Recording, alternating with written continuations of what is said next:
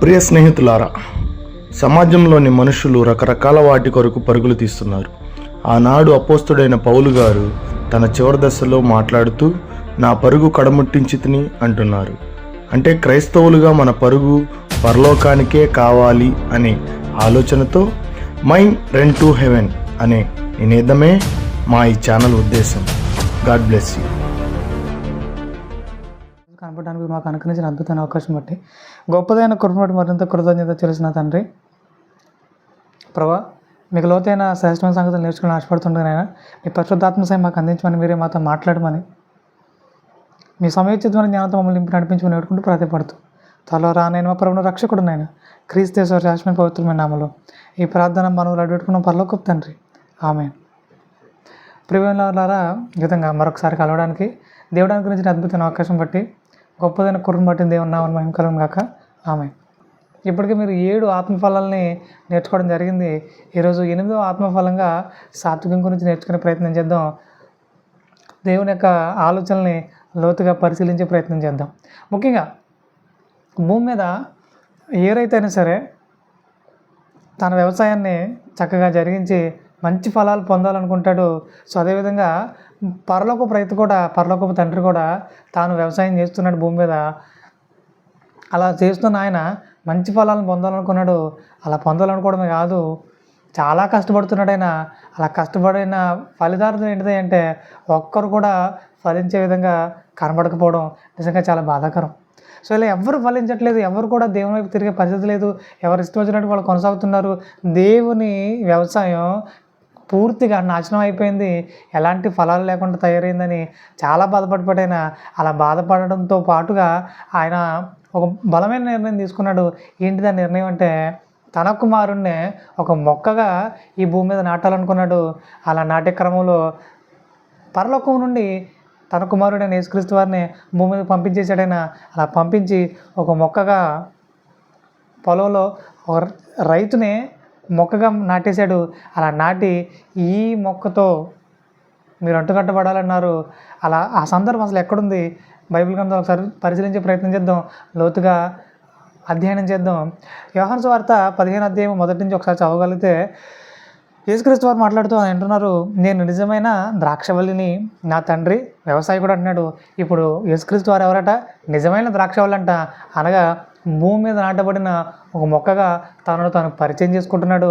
అలా ఆయన మాట్లాడుతూ 2వ వచనంలో ఆయన అంటున్నాడు, నాలో ఫలింపని ప్రతి తీగను ఆయన తీసి పారవేయును అంటున్నాడు. అంటే మనం ఆయనతో అంటుకట్టబడాలట, ఆయనలోనే ఉండాలంట. ఆయన లేకపోతే ఫలించమని క్లియర్ కట్గా మాట్లాడుతున్నాడు ఆయన. అంటే మనకు విషయం అర్థం కావాలి, నిత్యము వాక్యంతో నింపబడగలిగితేనే ఆత్మఫలాలు ఫలించగలుగుతాం. లేదా మనలో ఎలాంటి ఆత్మఫలాలు కనబడవు సరి కదా, మరింత ప్రశ్నోత్తరాలకు వెళ్ళిపోతాం. దీనిని దేవుడు ఏమాత్రం కూడా ఆమోదించడు. మనల్ని శపితమైన భూమిగా ఆయన శపించడం జరుగుతుంది.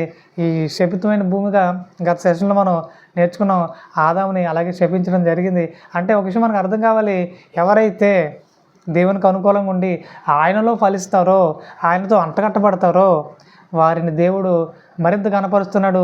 గణపరచడమే కాదు, వారిలో ఆత్మఫలాలను కోరుతున్నాడు. వారి ద్వారా అనేకులు ఆకలి తీర్చాలనుకుంటున్నాడు. ఇది దేవుని ప్రాజెక్ట్. ఈ ప్రాజెక్ట్లో ఆత్మఫలాలు ఫలించే పదంగా తన పిల్లల్ని సరిదిద్దుతున్నాడు. తన వ్యవసాయ క్రమంలో ప్రతి ఒక్కరిని నిలబెడుతున్నాడు. సో అదే క్రమంగా ఈరోజు 8వ ఆత్మఫలంగా సాత్వికం గురించి నేర్చుకునే ప్రయత్నం చేద్దాం. గలతీయులకు రాసిన పత్రిక 5వ అధ్యాయం 22వ వచనంలో ఆయన అంటున్నారు, ఆత్మఫలంలో 8వది సాత్వికం అంటున్నారు. ముఖ్యంగా సాత్వికం అంటే ఏంటి? సాత్వికం అంటే ఏంటి అని అంటే, సాత్వికానికి నిర్వచనం ఏంటంటే బలమైన ధైర్యంతో కూడిందే సాత్వికం అంటారు. అంటే బలముతో కూడిన, ధైర్యంతో కూడిన ఏదైనా ఒక బలమైన పరికరం ఉందంటే దాన్ని దేవుడు సాత్వికం అంటున్నాడు. అంటే బలం ఉండాలట, రెండోది ధైర్యం ఉండాలట. ఈ 2 కలిస్తే సాత్వికం అంటున్నాడు. మరి ఇలాంటి సాత్వికం మనం ఎవరిలో చూడగలుగుతాం? మొట్టమొదటిగా దేవునిలో చూడగలుగుతాం. మరి దేవుడు సాత్వికుడే కాదంటే ఖచ్చితంగా సాత్వికుడే, చాలా సాత్వికుడు అని చెప్పాలి, చాలా పెద్ద సాత్వికుడు అని చెప్పాలి. ఎందుకంటే ఆయన తను తగ్గించుకుని తన పిల్లలు తను పరిచయం చేసుకుంటున్నాడంటే ఎంత గొప్ప సాత్వికుడు. అలాంటి సాత్వికునిలో రెండో కోణం చూస్తున్నాం. ఆ విషయాన్ని మనం పరిశీలించే ప్రయత్నం చేద్దాం. కీర్తన గ్రంథం 78వ అధ్యాయము 29 ఆయన ఒక మాట రాయించారు. ఏంటిదనంటే, వారు కడుపారా తిని తనిసరి, వారు ఆశించిన దానిని ఆయన వారికి అనుగ్రహించెను. వారి ఆశ తీరక మునిపే ఆహారం ఇంకా వారి నోళ్ళలో ఉండగానే దేవుని కోపం వారి మీదకి దిగెను అంటున్నాడు. ఇశ్రాయేలీల మీదకి దేవుని కోపం దిగిందట. మరి ఈయన సాత్వికుడు కదండి, మరి మరలా దేవుని కోపం దిగడం ఏంటండి అనే ప్రశ్నలు చాలానే వస్తాయి. అంటే మనకు విషయం అర్థం కావాలి. తన కోపాన్ని సత్యాగ్రహం అంటారు, అంటే సత్యముతో కూడిన ఆగ్రహం అంటాడు. అంటే తన పిల్లలు తనకిష్టానుసారంగా బ్రతకాలని కొన్ని ఆజ్ఞలు ఇవ్వడం జరిగింది ఇశ్రాయేలుకి. సో వారు దాని ప్రకారం ముందుకు వెళ్ళడం మానేసి రకరకాల ఆలోచనతో నెప్పబడిపోయి, ఏవో వ్యర్థమైన వాటితో నెప్పబడిపోయి దేవుడినే దూషించే స్థాయికి వెళ్ళిపోయారు. దేవుడిచ్చే సరిపోదట, ఇంకా ఏవో కావాలట, రకరకాల కోరికలు కోరడం మొదలుపెట్టారు. ఇలా దేవుడినే విసిగించే స్థాయికి వెళ్ళిపోయారు. తన పిల్లలు తనకి ఇష్టానుసారంగా లేనప్పుడు దేవుడు కోపపడుతున్నాడు. అది కూడా విపరీతంగా బూతులాడడం, విపరీతమైన మూర్ఖత్వం ప్రదర్శించడం కాదండి. లిమిట్స్తో కూడిన కోపాన్ని ఆయన ప్రదర్శిస్తున్నాడు. బుద్ధి చెప్పాలనుకుంటున్నాడు. అంటే బుద్ధి చెప్పడానికి వచ్చే కోపం ఏదైతే ఉందో అది సాత్వికం అంటున్నాడు. ఆ విధంగా ఆయన చేసి చూపిస్తున్నాడు. తన పిల్లలు తనకిష్టానుసారంగా బ్రతకడం నిమిత్తం ఆయన తన కోపాన్ని చూపిస్తున్నాడు. అంటే మనకు విషయం అర్థం కావాలి. కోపపడడం అనేది మంచి పద్ధతి కాదు అంటారు. కోపపడడం మంచిదే, కానీ ఒక లిమిట్స్లో మన కోపం ఉండాలి. అంటే ఎదుటివారిని సరిదిద్దే విధంగా ఉండాలి, ఎదుటివారిని సత్య మార్గంలో నడిపించే విధంగా ఉండాలి తప్ప విపరీతమైన బూతులు, విపరీతమైన ఆగ్రహం చూపించే విధంగా ఉండడం అనేది మూర్ఖత్వం అంటారు, దాన్ని సాత్వికం అనరు. ఈ విషయాన్ని గుర్తుపెట్టుకోండి. ఇక రెండోది చెప్పాలంటే, కీర్తన గ్రంథం 7వ అధ్యాయం 11 ఆయన అంటున్నారు, న్యాయమును బట్టి ఆయన తీర్పు తీర్చును, ఆయన ప్రతి దినము కోపపడే దేవుడు అంటున్నాడు. ఏమిటంట, ఆయన ప్రతి దినము కోపపడే దేవుడు. కానీ సాత్వికుడు అంటే ఒక లిమిట్లో ఆయన కోపపడుతున్నాడు. తన పిల్లలు తన వైపు తిరగాలని కోపం తెచ్చుకుంటున్నాడు. తన పిల్లలు తనకిష్టానుసారంగా బ్రతకాలని గట్టిగా మాట్లాడుతున్నాడు, ఖండిస్తున్నాడు, బుద్ధి చెప్తున్నాడు. అంటే ఆయన ఆవేదనంతా మనకు కనబరుస్తున్నాడు. తన పిల్లలు అంటే మనం ఆయనకి ఇష్టానుసారంగా బ్రతికితే ఆయనకి ఎంతో సంతోషం. తన పిల్లలుగా మనం ఆయన చిత్తాన్ని గ్రహించడం, ఆయన చిత్తానుసారంగా బ్రతుకురు ముందుకు తీసుకెళ్ళడం అనేది ఏదైతే ఉందో దేవునికి ఇష్టమైన పని. ఎవరైతే ఆ విధంగా ముందుకు వెళ్ళట్లేదో వారికి బుద్ధి చెప్పాలన్న ఆలోచనతోటి ప్రతిదినం కోపపడుతున్నాడట, ప్రతిదినం వారికి బుద్ధి చెప్పాలనుకుంటున్నాడంట. ఎంత సాత్వికుడైనా సో అదే సాత్వికాన్ని మనల్ని కూడా కలిగి ఉండమంటున్నాడు. ముఖ్యంగా భూమి మీదకి వచ్చిన యేసుక్రీస్తు వారు కూడా ఆ సాత్వికాన్ని కనుపరిచారు. సో అది ఎలా, ముఖ్యంగా తండ్రి తన సాత్వికాన్ని ఏ విధంగా కనుపరుచుకుంటూ వచ్చారనేది ముందు చూసిన తర్వాత కుమారుడు అనగా యేసుక్రీస్తు వారు ఎలాంటి సాత్వికాన్ని ఆయన కనుపరుస్తూ వచ్చారైనా అది కూడా పరిశీలించే ప్రయత్నం చేద్దాం.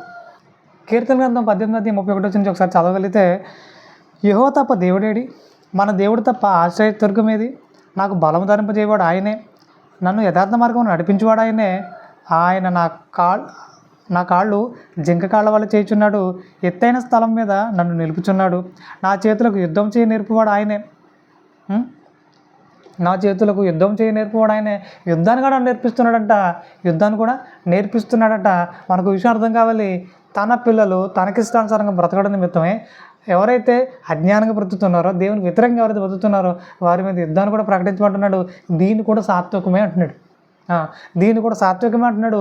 ఒకానొక సమయంలో గొలియాతు ఇశ్రాయేలీని దూషించి మాట్లాడుతూ చాలా విపరీతమైన మూర్ఖ ప్రవర్తన కనబరుస్తున్న టైంలో దావీదు గారు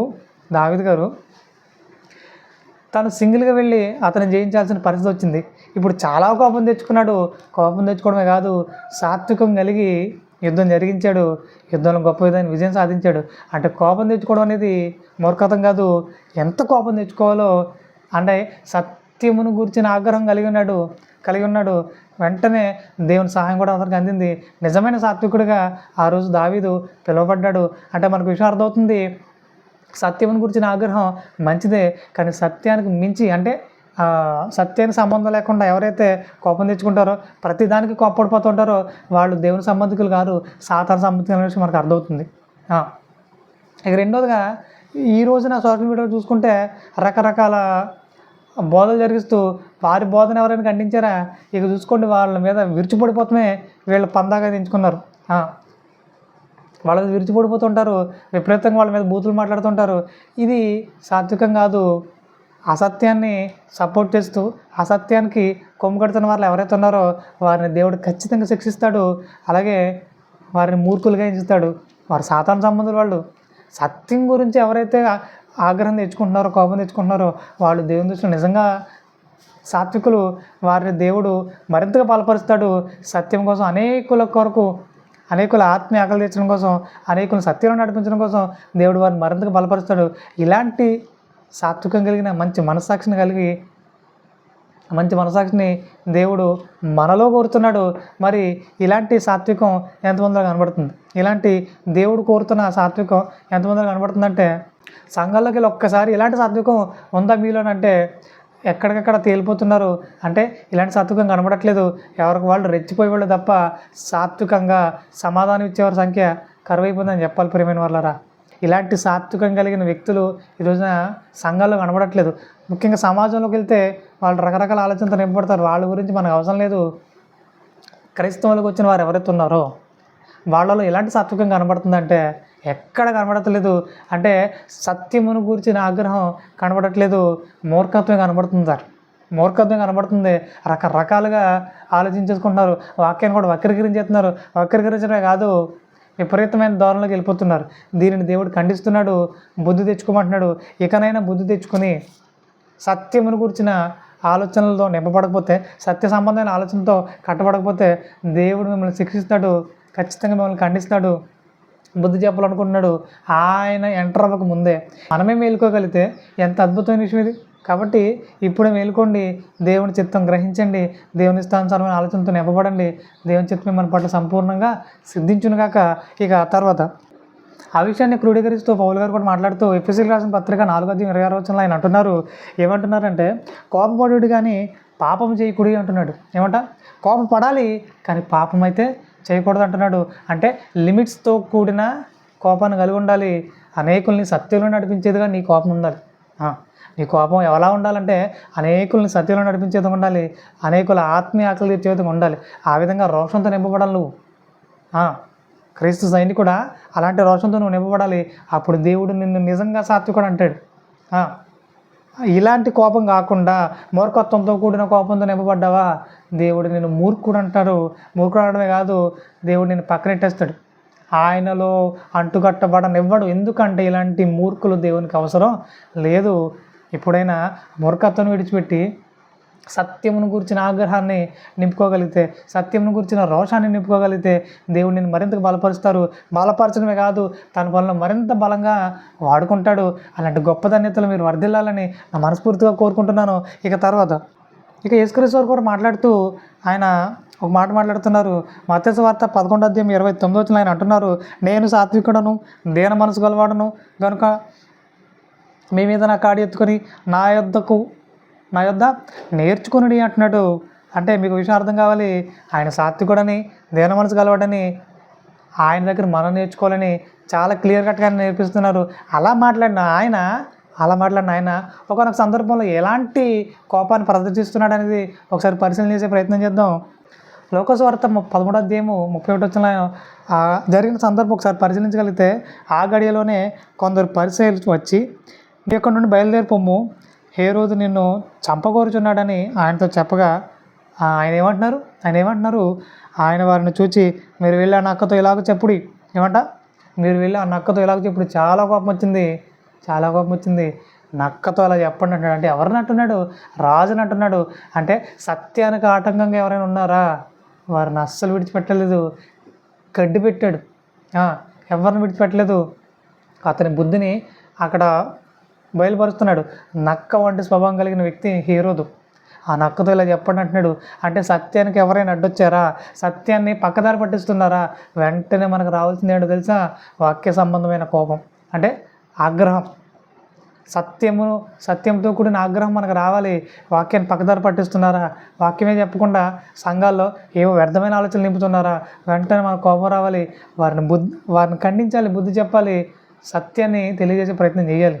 మనకెందుకు వచ్చిన గొడవ, ఎవరు వెళ్ళకపోతే మనకెందుకు, మన కడుపు నింపుకుంటున్నాం లేదనే ఆలోచన దేవునికి విరోధమైంది, దుర్మార్గమైన ఆలోచన అది. కాబట్టి ఎవరైనా అసత్యం చెప్తున్నారా, ఎక్కడైనా అసత్యం ప్రకటించబడుతుందా, వారికి సరైన విధంగా బుద్ధి చెప్పాల్సిన బాధ్యత మన మీద ఉంది.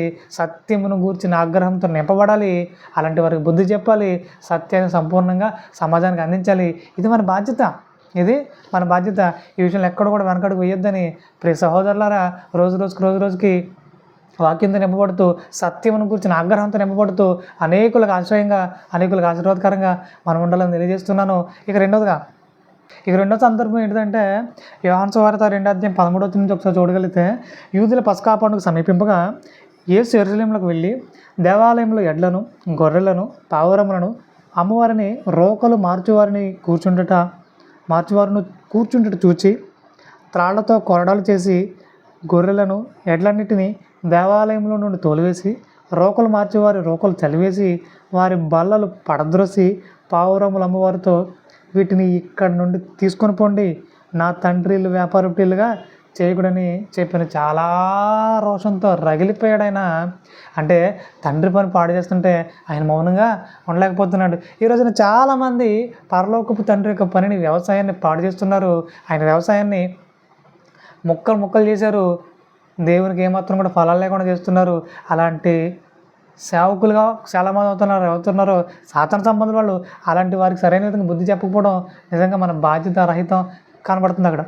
అంటే అలాంటి వారికి ఖచ్చితంగా బుద్ధి చెప్పాలి, అలాంటి వారి విషయమే కోపంతో రగలాలి, అలాంటి వారికి సరైన విధంగా బుద్ధి చెప్పాలి. అలా చెప్పకపోతే మనలో సాత్వికం లేనట్టే. ఈ రోజున చాలామంది అమ్మవాళ్ళు పెద్దోళ్ళండి, బాగా పెద్ద సంఘం ఉన్నవాళ్ళండి, అమ్మ మనం చెప్తే వినరండి. ఇది కాదండి, వారిని సరైన విధంగా సరిదిద్దే ప్రయత్నం చేయాలి, సత్యంతో వారిని కట్టే ప్రయత్నం చేయాలి. వినకపోయినా వారికి బుద్ధి చెప్పాల్సిన బాధ్యత ఓ క్రీస్తు సైనికుడా నీ మీద ఉందని తెలుసుకో, మన మీద ఉందని తెలుసుకోండి. రోజుకి సత్యంతో నింపబడండి, సత్యాన్ని ప్రకటించండి. ఎవడు వినకపోయినా ఇది క్రీస్తు సంఘం అనగా దేవుని వ్యవసాయం. ఆ వ్యవసాయం ఎవడని పాడు చేస్తున్నాడా, ఎవరిని ఒప్పుకోవద్దు, ఎవరిని లెక్క చేయొద్దు. సత్యమును గురించి ఆగ్రహించండి, రోషంతో నింపబడండి, సత్యాన్ని సంపూర్ణంగా తెలియజేయండి. ఎవడైనా సత్యానికి వ్యతిరేకంగా ఉన్నాడా వాడిని గద్దించి బుద్ధి చెప్పి పనిచేయండి. ఈ విషయంలో ఎక్కడ వెనక తగ్గొద్దని ఒక క్రీస్తు సైనికుడిగా మీకు తెలియజేస్తున్నాను. ఇక మత్తయి సువార్త 23 నుంచి ఒకసారి చూడగలిగితే యేసుక్రీస్తు వారి ఉగ్ర రూపం చూస్తాం మనం. 23 అధ్యాయంలో, మత్తయి సువార్త 23 అధ్యాయంలో ఆయన ఉగ్ర రూపాన్ని చూస్తాం. మొట్టమొదటి నుంచి ఒకసారి పరిశీలించగలిగితే, అప్పుడు యేసు జనసమూహములతోనూ తన శిష్యులతోనూ ఇట్లనెను, శాస్త్రులను పరిచయులను మోషేపీఠ ముందు కూర్చుండేవారు గనుక వారు మీతో చెప్పువాటనన్నిటిని అనుసరించి గైకొనుడి. అయినను వారి క్రియల చొప్పున చేయకుడి, వారు చెప్పుదురే కానీ చేయరు. మోయశక్యము కానీ భారమైన బరువులు కట్టి మనుషుల భుజముల మీద వారు పెట్టుదురే కానీ తమ వ్రేలుతోనైన వాటిని కదిలింపనొల్లరు. ఇలా వన్ బై వన్ మొత్తం బహిరంగంగా పరిశీలన శాస్త్రుల్ని గట్టిగా ఏకిపారేస్తాడైనా, గట్టిగా బుద్ధి చెప్తాడైనా. ఇలా బుద్ధి చెప్పే విషయంలో ఎక్కడ తగ్గలేదు. అలా మాట్లాడుతూ 16 వచనంలో ఆయన అంటున్నాడు, 11 వచనం చూడగలిగితే, అయ్యో వేషధారులైన శాస్త్రులారా, పరిసయ్యులారా, మీరు మనుషులు ఎదుట పరలోక రాజ్యమును మూయుదురు, మీరు అందులో ప్రవేశించేవారిని కూడా ప్రవేశింపనివారు, అంత దుర్మార్గులు మీరు అని చెప్తున్నాడైనా. అంటే ఎక్కడ కూడా ఖండించే విషయంలో వెనక తగ్గలేదైనా, బలంగా బుద్ధి చెప్తూ వచ్చాడైనా. ఇక 16 వచనం ఒకసారి చూడగలిగితే, అయ్యో అందులైన మార్గదర్శకులారా అంటున్నాడు. అంటే మీరు గుడ్డోళ్ళు అయ్యా అంటున్నాడు. మీరే గుడ్డోళ్ళు, మీతో వారిని ఎలా నడిపించగలుగుతారు? మీరు గుడ్డోళ్ళు అయితే మీరు మీ ద్వారా నడిపింపబడేవారు ఎవరైతున్నారో వాళ్ళందరూ కలిసి మీతో పాటు గుంటలో పడతారు తప్ప, అనగా పాతాళంలోకి వెళ్ళిపోతారు తప్ప ఎవరిని మీరు పరలోకం చేర్చలేరంటున్నాడు. అంటే ఏది ఏమైనా సరే మీ బోధన విధానం కరెక్ట్గా లేదు, సరిదిద్దుకుంటే మంచిది. లేదు ఇదే విధానాన్ని కొనసాగిస్తున్నట్టే కనుక మీరు క్రీస్తు పనికి పనికిరారు, అనగా దేవుని వ్యవసాయానికి మీరు పనికిరారు. అర్జెంటుగా గెట్ అవుట్ అంటున్నాడు. దేవుని వ్యవసాయం నుంచి మీరు బయటకు పోండి, మీలాంటి వారు దేవుని పనికి అక్కర్లేదు అంటున్నాడు. ఇలా సత్యాన్ని ఎవడైనా వక్ర మార్గం పట్టిస్తున్నాడా, వారికి సరైన విధంగా బుద్ధి చెప్పే విధంగా మనం ఉండాలి. క్రీస్తు సైనికులుగా ముందుకు అడుగు వేయాలి. మనకెందుకు వచ్చిన గొడవ అన్నట్టుంటే మరి ఎవరు వెళ్తారండి? దేవుడు చూసుకుంటాడని చాలామంది అంటున్నారు. దేవుడు చూసుకుంటాడంటే నిన్ను బట్టి చూసుకుంటాడు. నువ్వు వెళ్ళాలి, నిన్ను పంపిస్తున్నాడైనా, మరి ఎందుకు మౌనంగా ఉంటున్నావు? నాకెందుకు వచ్చిన గొడవ అనుకుంటున్నావు అంటే ఈరోజు చాలామంది ఏంటంటే వీళ్ళు సత్యం నేర్చుకోరు, సత్యం నింపుకోరు. వీళ్ళే లోక సంబంధాన్ని ఆలోచనతో నింపబడ్డారు, లోక సంబంధమైన కోపాలతో నింపబడ్డారు, మూర్ఖంగా ప్రవర్తిస్తున్నారు. ఇలాంటి వాళ్ళు ఏం చెప్తారు? కరెక్టేనా నేను చెప్పేది? ఇలాంటి వాళ్ళు ఏం చెప్తారు? కాబట్టి మొట్టమొదటిగా మీరు జరిగించాల్సింది ఎలా ఏంటంటే సత్యంతో నింపబడండి. ఆటోమేటిక్గా సత్యాగ్రహం మీలోంచి వస్తుంది. మీరు ఎప్పుడైతే సత్యంతో నింపబడరో మూర్ఖత్వం ఉంటుంది మీలో. కాబట్టి రోజుకి పరిణతి సాధించాలి. పరిణతి సాధిస్తూ అనేకులు ఆశ్రయాస్పదంగా మారాలి, ఆశీర్వాదకరంగా మనం ఉండాలి. ఇక పేతురు గారు తన పత్రికలు వ్రాస్తూ, పేతురు రాసిన మొదటి పత్రిక 3:15 ఆయన అంటున్నారు, నిర్మలమైన మనస్సాక్షి కలిగిన వారై మీలో ఉన్న నిరీక్షణను గురించి మిమ్మల్ని హేతువాడుకు ప్రతివానికి సాత్వికముతోనూ భయముతోనూ సమాధానం చెప్పుటకు ఎల్లప్పుడూ సిద్ధంగా ఉండి మీ హృదయములందు క్రీస్తును ప్రభువుగా ప్రతిష్ఠించుడి. ఏమంట? క్రీస్తును ప్రభువుగా ప్రతిష్ఠించుడి అంటే సాత్వికంతోనూ భయముతోనూ సమాధానం చెప్పుటకు అంటున్నాడు. అంటే సాత్వికం ఉండాలి, భయం ఉండాలి, సమాధానం చెప్పాలంటున్నాడు. అంటే ఏమాత్రం కూడా మీ కోపం లిమిట్స్ దాటిపోకూడదు, మూర్ఖంగా మీరు ప్రవర్తించకూడదు అంటున్నాడు. అలాంటి సాత్వికం మీరు కలిగి ఉండాలంటున్నాడు. ఇలాంటి సాత్వికమైన ఆత్మబలం మీలో చూడాలనుకుంటున్నాడైనా ఈరోజు ఎంతమంది క్రైస్తవుల్లో ఈ సాత్వికం కనబడుతుంది? ఇలాంటి సాత్వికం ఎంతమంది క్రైస్తవులు కనబడుతుందంటే ఎక్కడ కనబడట్లేదండి. ఎవరికాళ్ళు మూర్ఖంగా ప్రవర్తిస్తూ ఉన్నారు, రెచ్చిపోతున్నారు, సత్యంతో నింపబడట్లేదు. సత్యంతో నింపబడితే రెచ్చిపోలేరు. ఎవరైతే వాక్యంతో బలంగా నింపబడతారో వాళ్ళ హృదయంలో శాంతం ఉంటుంది, సాత్వికం ఉంటుంది, సత్యమును గురించిన ఆగ్రహం ఉంటుంది. అలాంటి లిమిట్స్తో కూడిన ఆగ్రహాన్ని, దేవుని కొరకైన సత్యమును గురించిన ఆగ్రహాన్ని మీరు కలిగి ఉండాలని, అనేకులకు బుద్ధి చెప్పేవారుగా మీరు ఉండాలని నా మనస్ఫూర్తిగా నేను కోరుకుంటున్నాను. ఈ రోజున చాలామంది సేవకులు చూసుకుంటే వాళ్ళలో సత్యం గురించిన ఆగ్రహం లేదు, డబ్బుకు అమ్ముడుపోతున్నారు. ఎవడు ఎక్కువ డబ్బు ఇస్తారా వాడు పక్షంగా మాట్లాడుతున్నారు. ఎవరైతే ఎక్కువ సంఘం ఉందో వాళ్ళ పక్షంగానే మాట్లాడుతున్నారు. వాళ్ళు అసత్యం చెప్తున్నా సరే సపోర్ట్ చేసేస్తున్నారు. అంటే డబ్బును బట్టో, లేదంటే ఏదో పదవులను బట్టో, లేదంటే ఎక్కువ జనం ఉన్నారు కాబట్టి అసత్యాన్ని సపోర్ట్ చేసుకుంటూ వెళ్తే దేవుడు మిమ్మల్ని శిక్షించడం ఖాయం. దేవుడు మిమ్మల్ని అస్సలు అర్థం చేసుకోడిక. డబ్బును బట్టి, వాళ్ళ పలుపోటును బట్టి ఆ సత్యాన్ని ప్రోత్సహించకండి. సత్యం సత్యమే. సత్యానికి అసత్యాన్ని మీరు ప్రోత్సహించుకుంటూ వెళ్తే దేవుడు మిమ్మల్ని కూడా పాతాళానికి తోసేస్తాడు. కాబట్టి సత్యమును గురించిన అన్వేషణ, సత్యమును గురించిన ఆసక్తి మనల్ని భక్షించాలి. ఎప్పుడైతే ఈ విధమైన ఆలోచనతో నింపబడతామో వాడెంత పెద్దోడైన అవగాక ఎదుటివాడు అసత్యం చెప్తుంటే వాడికి సరైన విధంగా బుద్ధి చెప్పాల్సిన బాధ్యత మన మీద ఉంది. ఈ విషయంలో ఎక్కడ కూడా వెనకడుగు వేయొద్దని, ఏమాత్రం కూడా ప్రలోభాలకు గురి కావద్దని సత్యంతో నింపబడుతూ అనేకుల హృదయాల్లో ఈ సత్య నింప బలమైన సాక్షులుగా మీరు ఉండాలని నా మనస్ఫూర్తిగా కోరుకుంటున్నాను. ఇక తర్వాత సంఖ్యాకాండం 12:3 ఆయన ఏమంటున్నారంటే, యెహోవా ఆ మాట వినడం, మోషే భూమి మీద ఉన్న వారందరిలో మిక్కిలి సాత్వికుడు అంటున్నాడు. ఏమంట? భూమి మీద ఉన్న వారందరిలో అప్పటికి మోషే మిక్కిలి సాత్వికుడు అంటున్నాడు. అంటే దేవుని చేత మంచి సాక్ష్యం పొందుకున్న వ్యక్తి. అలాంటి వ్యక్తి యొక్క కోపాన్ని కూడా మీరు చూద్దరు. కానీ నిర్గమకాండం 32:19 మోషే గారి యొక్క కోపం గురించి దేవుడు మాట్లాడుతున్నాడు. ఏమనట? అతడు పాళెమునకు సమీపింపగా ఆ దూడను వారు నాట్యమాడుటను చూచెను, అందుకు మోషే కోపము మండెను అంటున్నాడు. ఏమంట? అందుకు మోషే కోపము మండెను అంటున్నాడు. అంటే కోపంతో మండిపోయాడంట. ఎందుకు మండిపోతున్నాడు అంటే దేవునికి వ్యతిరేకమైన కార్యక్రమాలు జరుగుతున్నప్పుడు ఏ క్రైస్తవుడు మౌనంగా ఉండలేడండి. ఎవడైనా సరే దేవుని వ్యతిరేకంగా బోధిస్తున్నాడా, దేవుని వ్యతిరేకంగా బ్రతుకుతున్నాడా, దేవుని అవమానపరిచే కార్యక్రమాలు జరిగిస్తున్నాడా, ఏ నిజమైన క్రైస్తవుడు, సాత్వికంతో నింపబడిన క్రైస్తవుడు మౌనంగా ఉండలేడు. ఖండిస్తాడు, బుద్ధి చెప్తాడు, సరైన విధంగా వారిని సరైన దారిలో పెట్టే ప్రయత్నం చేస్తాడు. వాడు వినడా, వాడిని దేవుడికి అప్పచెప్పేస్తాడు. అంతే తప్ప రెచ్చిపోయి కోట్లాడి దిగిపోడు, కానీ వాడిని దేవుడికి అప్పచెప్పేస్తాడు. కానీ మొట్టమొదటిగా నిజమైన సాత్వికం కలిగిన వ్యక్తి ఎవరైనా ఉన్నారంటే వాడు సత్యాన్ని సత్యంగా బోధిస్తాడు, అసత్యాన్ని ఖండిస్తాడు, దేవుని వ్యతిరేకంగా జరిగే కార్యక్రమాలన్నింటినీ ఖండించి బుద్ధి చెప్పే ప్రయత్నం చేస్తాడు. సాత్వికం కలిగిన వ్యక్తి ఇలా ఉంటాడు, ఇలా ఉంటాడు. కొంతమంది ఏంటంటే ఇలా ఖండించి బుద్ధి చెప్పే క్రమంలో రెచ్చిపోయి బూతులాడేసి కొట్లాడి దిగిపోతున్నారు. అదే సాత్వికం అనిపించుకోదు, మూర్ఖత్వం అనిపించుకోదు. అంటే సత్యమును ప్రకటించే విషయంలో ఏ విధమైన కోపం చూపించాలి, ఎంతవరకు చూపించాలి, ఈ లిమిట్ తెలియకపోతే దేవుడు వారిని మూర్ఖులు అంటున్నాడు, జ్ఞానం లేని వారు అంటున్నాడు. కాబట్టి ప్రేమైన వాళ్ళారా, ఆ రోజు మోషే కోపం మండింది, బాగా బాధతో నింపబడ్డాడు. అలా నింపబడినప్పుడు వారు సరైన విధంగా బుద్ధి చెప్పే ప్రయత్నం చేశాడు. ఇలాంటి సాత్వికుడైన ఇంకో సందర్భం చూసే ప్రయత్నం చేద్దాం. నిర్గమకాండం 11వ అధ్యాయము 8వ వచనంలో చూడగలిగితే ఫరోతో మోషే గారు మాట్లాడుతూ ఆ చర్య అంతటిని గురించి మాట్లాడి 8వ వచనంలో ఆయన అంటున్నారు, అప్పుడు నీ సేవకులైన వీరందరూ నా యొద్దకు వచ్చి నాకు నమస్కారం చేసి నిన్ను ఆశ్రయించున్న ఈ ప్రజలందరూ బయలువెళ్ళుడని చెప్పుదురు. ఆ తరువాత నేను వెళ్ళుదునను. మోషే అలాగూ చెప్పి ఫరో యొద్ద నుండి అత్యాగ్రహంతో వెళ్ళిపోయాను.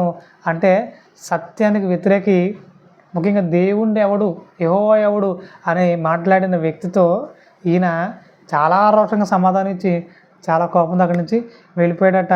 అంటే ఎవరు దేవునికి వ్యతిరేకంగా ఉన్నా సరే వారి విషయమై ఖచ్చితంగా ఖండించే ప్రయత్నం చేయాలి, బుద్ధి చెప్పే ప్రయత్నం చేయాలి. అదే క్రమంలో మోషే గారు తన సాత్వికాన్ని నిరూపించుకున్నాడు. ఇక 14వ శతాబ్దంలో మార్టిన్ లూథర్ అని ఒక ఆయన చాలా యుద్ధమే జరిగించాడని చెప్పాలి బైబిల్ విషయమే. ఆ రోజు బైబిల్ అందరి చేతుల్లో లేదు, కేవలం పోపులు చేతుల్లోనే ఉండేది. సో వాళ్ళు రకరకాల సిద్ధాంతాలు పుట్టించేసి ప్రజల్ని దారి తప్పించిన పరిస్థితి. ఆ విషయాల్లో ఒకటి ఏంటంటే, మీ పాపాలు పోవాలంటే పాప పరిత్యాగ పత్రికను కొనుక్కోవాలి అని చెప్తూ ధనార్జన చేస్తున్న టైంలో మార్టిన్ లూథర్ గారు ఒక విప్లవాన్ని పుట్టించాడైన 95 అంశాలతో ఒక పత్రికను రాసి ఆ చర్చ్ ఏదైతే ఉందో RCM చర్చ్ తలుపులకి దిగ్గొట్టేసాడు. అక్కడికి వచ్చిన వారందరూ దాన్ని చదివి చాలా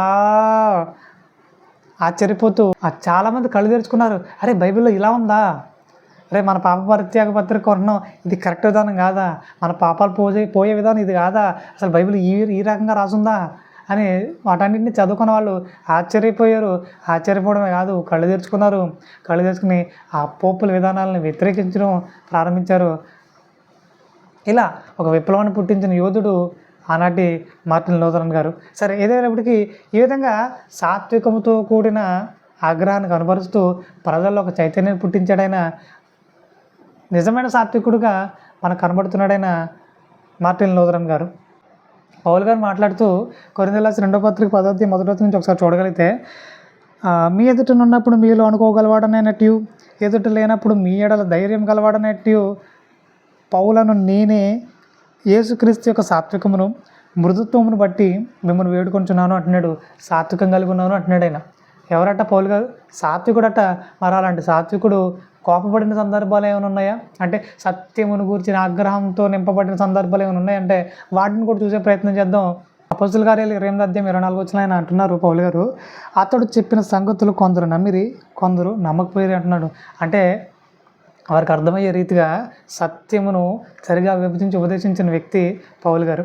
అక్కడ చాలా వ్యతిరేకత ఉంది, ముఖ్యంగా సత్యానికి చాలా వ్యతిరేకత ఉంది, దేవుని పనికి చాలా వ్యతిరేకత ఉన్న పరిస్థితుల్లో వాళ్ళకి చాలా తెలివిగా సాత్వికంతో కూడిన తన ప్రవర్తన కనబరుస్తూ సత్యాన్ని చక్కగా విభజించి ఉపదేశించాడైనా. అందులో చాలామంది నమ్మారట, చాలామంది వ్యతిరేకించారట. అయినప్పటికీ ఆయన తన బోధన విడిచిపెట్టలేదు, తన సత్యం గురించిన ప్రకటన విడిచిపెట్టలేదు, క్రమంగానే బోధించుకుంటూ వెళ్ళారంట. అలా వెళ్ళే క్రమంలో కింద ఇంకా రాయబడుతుంది ఏమనంటే, కొందరు నమ్మారంట, కొందరు నమ్మలేదంట. కొంతమంది ఏమన్నారంట, నేను మరలా వినాలనుకుంటున్నా అన్నారంట. అలా మరలా చెప్పిన తర్వాత చాలామంది అందరూ విశ్వసించిన వారు ఉన్నారు. అంటే సువార్త చాలా తెలుగుగా ప్రకటిస్తున్నాడైన సాత్వికంతో కూడి ఆయన సత్యాన్ని బోధిస్తున్నాడు. ఇలాంటి ప్రవర్తన కదా దేవుడు కోరుకునేది. ఇలాంటి సాత్వికంతో కూడిన ప్రవర్తనతో సత్యాన్ని బోధించాలి. చాలామంది రెచ్చిపోతూ మాట్లాడుతున్నారు, దానివల్ల ఏం ఉపయోగం లేదు. ముఖ్యంగా దేవునికి వ్యతిరేకం చేసిన వారు అవుతారు. అపోస్తల కార్యాలు 13వ అధ్యాయం 8వ వచనంలోనూ ఒక సందర్భం జరిగింది. ఏంటిదయ్యా అంటే వారు ఒక ద్వీపానికి వచ్చారట. వచ్చిన తర్వాత అక్కడ సెర్గీ పౌలు అని ఒక వ్యక్తి ఉన్నాడు. సో ఆయనకి పౌలు గారు ఈ సువార్తను ప్రకటిస్తూ ఉన్నాడు. ఇలా ప్రకటిస్తున్న క్రమంలో విశ్వాసం నుంచి తప్పించాలని ఒక యులువ అనే ఒక బర్రీస్ అనే వ్యక్తి ఇతను తప్పించాలనే ఆలోచనతోటి అతను ఇంటర్ఫియర్ అయ్యి మాట్లాడుతున్నాడంట. అలా మాట్లాడుతున్న వ్యక్తితో పౌలు గారు చాలా కోపంతో నిండుకొని మాట్లాడుతున్నాడు. ఏమంటున్నాడు ఒకసారి చూసే ప్రయత్నం చేద్దాం. అపోస్తుల కార్యాలు 13వ అధ్యాయం 8వ వచనం. అయితే యులుమ ఆధిపత్యం విశ్వాసం నుండి తొలగింపవాలని యత్నం చేసి వారిని ఎదిరించాను. యులుమ అని పేరునకు గారెడివాడని అర్థము. అందుకు పౌలు అనబడిన సౌలు పరిశుద్ధాత్మతో నిండినవాడై అతన్ని తేరిచూచి సమస్త కపటముతోనూ సమస్త దుర్మార్గముతోనూ నిండినవాడ, అపవాది కుమారుడా, సమస్త నీతికి విరోధి, నీవు ప్రభు యొక్క తిన్నని మార్గములు చెడగొట్టుట మానవా? ఇదిగో ప్రభువు తన చెయ్యి నీ మీద ఎత్తి ఉన్నాడు. నీవు కొంతకాలం గుడ్డివాడు సూర్యుని చూడకుందు అని చెప్పాను. వెంటనే మబ్బును చీకటి అతనికి కమ్మెను. కనుక అతడు తిరుగుచూ ఎవరైనా చెయ్యి పట్టుకుని నడిపించురా అని వెదకుచుండెను అంటున్నాడు. అంటే కోపంతో శపించేశాడు. అంటే దేవుని పనికి ఎవరు అడ్డొచ్చినా ఆయన తట్టుకోలేకపోతున్నాడు. అన్నేం జరుగుతుందో ఆ దేవుని పనికి ఎక్కడ కూడా సహించలేకపోతున్నాడు. సత్యంతో రోషంతో నింపబడుతున్నాడు. సత్యంతో కూడిన రోషంతో నింపబడుతున్నాడు. మరింత బలంగా దేవుని సువార్తను ప్రకటిస్తున్నాడు. ఇలాంటి రోషాన్ని దేవుడు ప్రతి క్రైస్తవుల్లో చూడాలనుకుంటున్నాడు. ప్రతి క్రైస్తవులు ఇలాంటి రోషాన్ని చూడాలనుకుంటున్నాడు. మరి ఎంతమందిలో ఈ రోజున ఇలాంటి సత్యంతో కూడిన రోషం కనబడుతుంది? దీనిని దేవుడు సాత్వికం అంటున్నాడు. ఇలాంటి సాత్వికం అనే ఫలం ప్రతి క్రైస్తవుడు ఫలించాలి అని అంటున్నాడు. మరి ఈ రోజున ఇలాంటి ఆత్మఫలాన్ని ఫలించడానికి ఎంతమంది సిద్ధంగా ఉన్నారు? ఇలాంటి ఆత్మఫలాన్ని ఫలించడానికి ఎంతమంది సిద్ధంగా ఉన్నారు? రోజు రోజుకి పరిణతి సాధించాలని దేవుడు కోరుతున్నాడు.